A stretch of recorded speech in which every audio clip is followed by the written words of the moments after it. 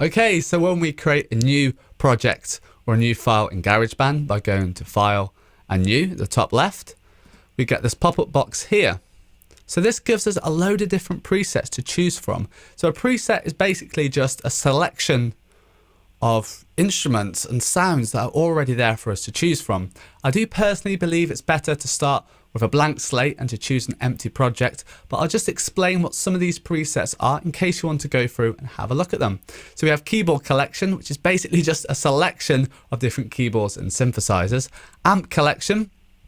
So you can use Garageband as an amplifier. You don't necessarily need to have a load of different guitar amplifiers. So you don't need to carry around a Marshall, a Fender, a Vox or an Orange amp. You can just use some amps that sound similar in Garageband. You will, however, need an audio interface to plug your guitar in. So an audio interface is a box that converts analog signal, so analog signals such as a microphone like this or a guitar or a bass, and converts it into digital signal so you can plug it into your computer. So you will need an audio interface to do this. I use the Scarlett 2i2 by Focusrite, and that has two inputs, so you can use that or something similar, but you will need an audio interface to record a guitar, a bass, or even a microphone. Then we have voice. So this has a load of different vocal presets for spoken word, male vocals, female vocals, that kind of thing. Then we have songwriter, which will have some drum loops, and will have a guitar amp setup and also a vocal preset setup. Like I said, for this you will need an audio interface as well. The electronic one though, you will not need an audio interface because it's all software instruments or virtual instruments provided by GarageBand. So this is a solid blend of drum kits and pulsating synths, it says here. Then next to this we have hip hop. So this is a mixture of drums and analog synths. Then we have ringtone, in case you want to make a ringtone. And going down we have the tempo. So this is basically the speed of the song. So the tempo is measured in BPM or beats per minute. And different genres of music have different tempos. So hip hop music is generally between 90 and 110 beats per minute, generally.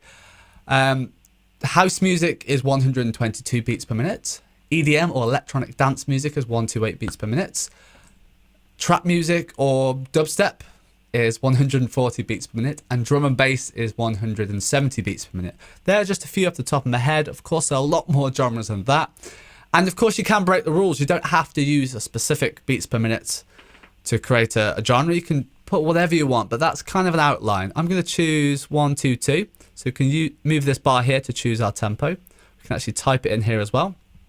If we have a tempo in our head, so this, we can just tap it in with the mouse.